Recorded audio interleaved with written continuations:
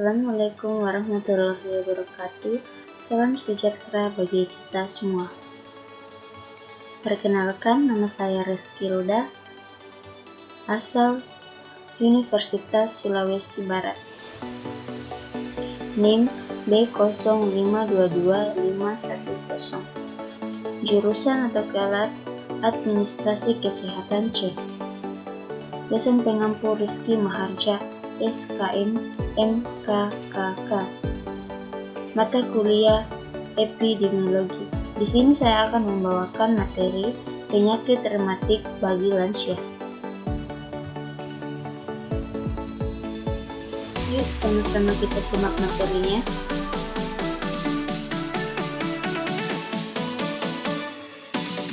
Kita masuk dalam pengertian. Rematik adalah penyakit inflamasi non-bakterial yang bersifat sistematik, progresif, cenderung kronik dan mengenai sendi serta jaringan ikat sendi secara simetris. Menurut Chairuddin 2011. Menurut WHO, tahun 2014 penderita rematik 355 juta penduduk seluruh dunia. Di Indonesia, penderita rematik menurut laporan Badan Pusat Statistik pada tahun 2010 sebanyak 69,43 juta penduduk dari presentasi lansia 7,18%. Pada tahun 2011, menurut Badan Pusat Statistik atau BPS, penderita rematik 69,65 juta penduduk lansia dengan presentasi 7,58% lansia. Next, penyebab penyakit rematik.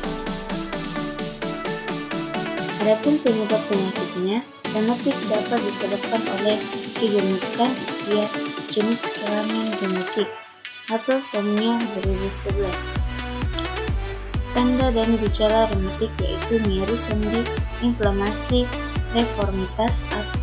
Menurut Rahodi 2010, nyeri pada sendi membuat penderita rematik mengalami gangguan aktivitas sehari-hari sehingga dapat menurunkan produktivitas. Proses penyakit rematik mengancam kemandirian dan kualitas hidup dan membebani kemampuan melakukan perawatan personel dan aktivitas sehari-hari.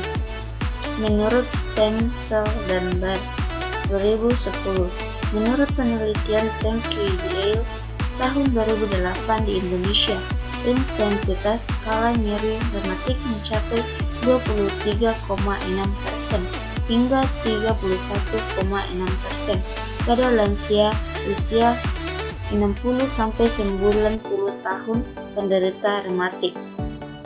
Next. Di sini beberapa cara pencegahan. Yang pertama, penata laksanaan rematik terdiri dari dua, yaitu secara farmakologis seperti obat-obatan analgenetik, anti-inflamasi, dan non-farmakologis seperti kompres panas, kompres dingin, tarik nafas dalam, hipnosis, dan senam rematik untuk menghilangkan rasa nyeri pada sendi serta inflamasi pada sendi. Menurut Lemoine dan Burke 2010. Berikutnya, mempertahankan dan meningkatkan status fungsional lansia. Dapat dilakukan tindakan preventif dan promotif yang berupa latihan fisik guna meningkatkan kebugaran lansia, dan rematik dapat ditingkatkan status fungsional dengan mengurangi nyeri menggunakan metode gerak tubuh yang dikenal dengan senam rematik. Menurut Chandra 2011. Senam rematik berfokus pada gerakan sendi sambil menegakkan otot dan menguatkan otot, karena otot-otot inilah yang membantu sendi untuk menopang tubuh. Menurut Chandra 2011. Senam rematik dapat dilakukan 1 kali dalam seminggu, yang gunanya menurunkan rasa nyeri pada sendi agar dapat melakukan aktivitas sehari-hari dengan sendi tanpa meminta bantuan pada orang lain. Menurut Roy Hadi 2010. Next, Next, menurut hasil penelitian. Berdasarkan hasil penelitian, rata-rata skala nyeri sebelum diberikan intervensi adalah 3,9, sedangkan rata-rata sesudah diberikan intervensi adalah 2,75.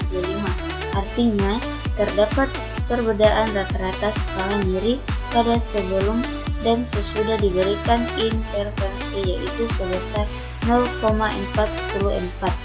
Hal ini dikarenakan bahwa endorfin yang berasal dari kata endogenesis plus morfin yang merupakan molekul protein yang diproduksi sel-sel dari sistem syaraf dan beberapa bagian tubuh yang berguna untuk bekerja bersama reseptor sedatif untuk mengurangi rasa sakit.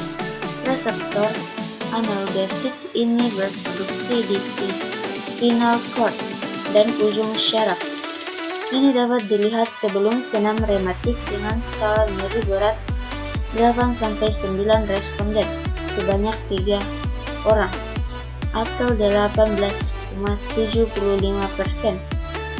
Setelah dilakukan intervensi senam rematik sebanyak 4 kali dengan hasil skala nyeri menjadi nyeri sedang 4-7 responden sebanyak 3 orang 18,75%. Next, kita masuk dalam kesimpulan. Ada perbedaan yang signifikan antara pengaruh senam rematik terhadap penurunan skala nyeri, sehingga dapat disimpulkan bahwa ada pengaruh senam rematik terhadap skala nyeri pada lansia yang menderita rematik. Terima kasih telah menyaksikan. See you to next video. Bye bye.